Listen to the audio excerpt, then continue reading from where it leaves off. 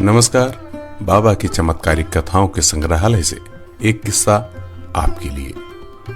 उत्तर प्रदेश परिवहन निगम के तत्कालीन जनरल मैनेजर आर.पी. वैश्य बाबा नीम करौली के बड़े परम भक्त रहे थे।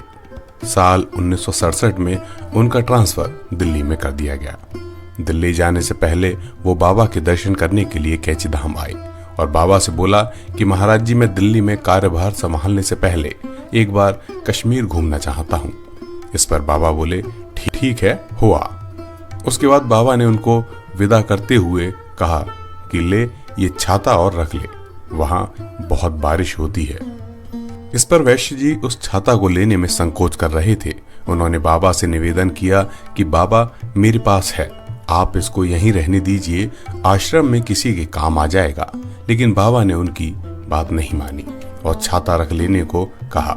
वैश्य जी जब तक कश्मीर रहे तब तक बाबा जी का वो छाता अपने साथ रखा।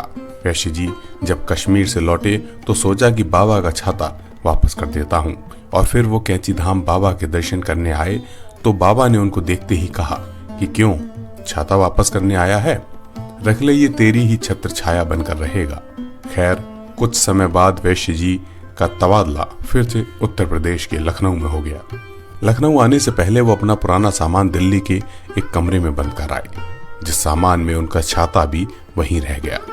कुछ दिन बाद उनके स्वास्थ्य में कुछ कमी आने लगी, जिस कारण उन्हें दिल्ली रहकर दवाइयां लेनी पड़ती थी, और फिर उनका स्वास्थ्य इतना ज्यादा खराब हुआ कि उनको दिल्ली के एम्स में भर्ती होना पड़ा। जब वो अपने दिल्ली के मकान से एम्स में भर्ती होने जा रहे थे तो उनकी पत्नी की नजर बाबा जी के द्वारा दिए गए छाते पर पड़ी। उधर वैश्य जी अस्पताल में भर्ती तो हो गए तो उनकी पत्नी ने बाबा के द्वारा दिया गया छाता वैश्य जी के तकिया के नीचे छुपा दिया और बाबा का नाम लेकर उनके इलाज होने का इंतजार करती रही। खैर, बीमारी गंभीर थी तो चिकित्सक भी परेशान थे। उन्होंने उनका औषधीय इलाज शुरू कर दिया। इलाज कुछ दिन चला, फिर चिकित्सकों ने उनकी दोबारा से जांच करवाई तो देखा कि वो गंभीर बीमारी, जिसको सही होने में सालों लग जाते हैं, वो बहुत जल्दी सही हो रही थी। उन्होंने इस बात की जानकारी वैश्य जी की पत्नी को दी। उन्होंने उनकी पत्नी को बताया लगभग 2 माह में वो पूर्णतया स्वस्थ हो जाएंगे और ये ईश्वर की कृपा है। उनकी पत्नी तुरंत इस बात को समझ गई कि ये बाबा के छाता का कमाल है और वो भावुक होकर एक कोने में बैठ गई और बाबा को याद करने लगी। आज के लिए बस इतना ही। इस वीडियो को यहीं समाप्त करते हैं, फिर आएंगे एक नई वीडियो के साथ।